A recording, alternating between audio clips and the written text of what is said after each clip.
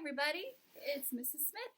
I get to read to you again, and I'm bringing you another one of my son's favorite books. It's called Walter the Farting Dog. It's written by William Kotzwinkle and Glenn Murray, and illustrated by Audrey Coleman. And it's with permission from Frog Limited out of Berkeley, California. They're our publishers. I also have for you My Dog Dempsey.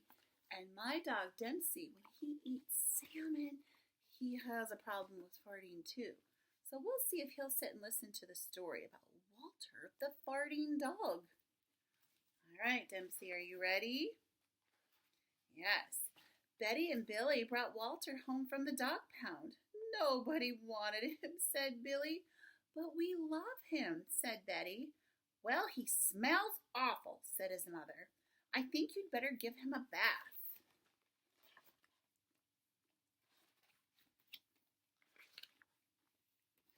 Mother walks in and says, he still smells awful.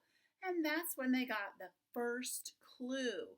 The telltale bubbles in the water. He's probably just a little nervous, said Mother. Hopefully, his stomach must be upset. But Walter's stomach wasn't upset. Walter's stomach was fine. He felt perfectly normal. He just farted a lot. Kind of like you, Dempsey.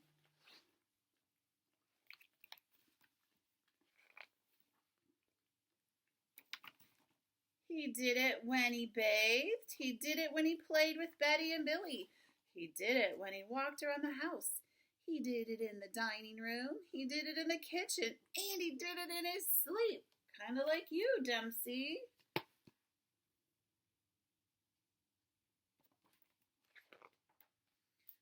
That dog farts morning, noon, and night, said Father. He can't help it, Daddy, said Betty and Billy.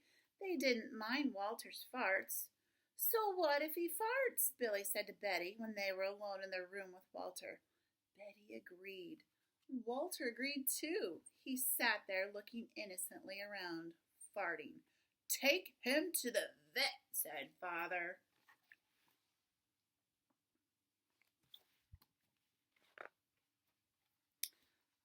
Farting, said the vet, or rectal flatulence, as we say in the medical profession, and prescribed a change in diet. And that's what we did for you too, Dempsey. And then we got salmon, which made it worse. Ooh, he likes the story. They gave Walter every kind of dog food. He farted. They tried him on cat food. They gave him hot dogs, hamburgers, and lettuce and tomato sandwiches. They gave him fried chicken. They gave him rabbit food. They made him a vegetarian.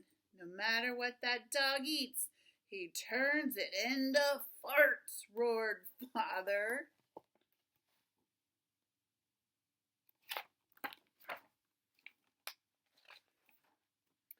Walter got the blame for everybody else's farts, too. If Uncle Irv let one slip, he just went around and stood near Walter. Then all he had to say was, Walter! And everyone would look at poor Walter. See that, Dempsey? It's putting him to sleep, too. He has to go back to the pound, said Father. No, Daddy, please, begged Betty and Billy. Don't send Walter away. He goes tomorrow, said Father. They pleaded.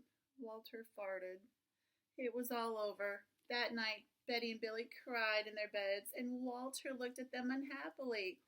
Oh, Walter, said Betty, you've got to stop farting, because Father is going to send you back to the pound tomorrow, said Billy.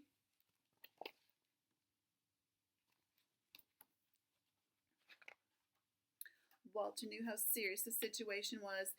He'd never see Billy and Betty again. He resolved to hold his farts forever. When Betty and Billy fell asleep, he walked down to the kitchen to see if there was anything around to eat. He managed to open the cupboard door with his nose and found the 25-pound bag of low-fart dog biscuits the vet prescribed for him. which made him fart even more. He couldn't resist. He ate the entire bag. Very tasty, Walter said to himself. He is eating all the dog biscuits, fart-free. And then he went to lay down on the sofa. A gigantic gas bubble began to build inside him. This is going to be trouble, he said to himself nervously. He was afraid of what would happen if he let it go. He thought maybe the house would explode, so he kept it in. It wasn't easy. In fact, it was torture. But he had resolved never to fart again. His future depended on it. As he lay there with his tail tightly between his legs, he heard a noise at the window. Ooh, Bosco the cat wants to listen too. He watched it slowly open. A pair of burglars came through. They dropped silently into the kitchen. Watch out for the dog, said one of the burglars. He won't bite, said the other. He's a wimp. Walter might have bitten him, except he was so filled with gas that he couldn't move. They tied a rag around his snout so he couldn't bark. Okay, whispered the first burglar. Let's clear the place out. Oh, Dempsey, they took everything they could get their hands on. Walter wanted to stop them, but he was having unbearable gas pains. He rolled on his back and waved his paws in the air. He gnashed his teeth. We've got it all, said the second burglar. Let's go.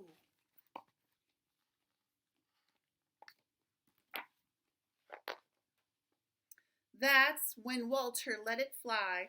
It was the worst fart of his life. It made a tremendous noise and shot him across the room. A hideous cloud filled the air. The burglars clutched their throats, unable to breathe. With tears in their eyes, they raced for the window. They tried to grab their bag with all the valuables in it, but their arms were too weak. Let's get out of here! Oh my gosh, Dempsey, look. Look at that. Oh, look at that big gas bubble, guys. Oh my word. They jumped out of the window and ran up the block, choking and gasping for air. Still blinded by Walter's attack, they stepped into the headlights of an approaching police car. Hold it right there, said the policeman. Look at the cloud of fart still following them. Did you see that? It's like you. Stinky. When Father and Mother came down in the morning, they opened the window and they saw the bag with their valuables in it, and Walter was sitting beside it. He had the rag tied around his snout. You'd have to see he looked heroic. He saved the silverware, cried Mother. He saved the VCR, cried Father. Good dog, Walter. You're our dog, even if you do fart all the time. Walter with it on his nose, on his snout. Whew! And so the family learned to live with Walter, the hero dog. And that's the end of the tale. Oh, see, Dempsey? He farts too. They have a little fart vacuum. Maybe we need to get you a fart vacuum.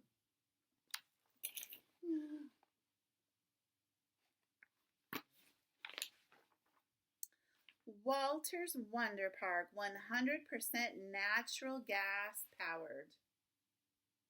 See that?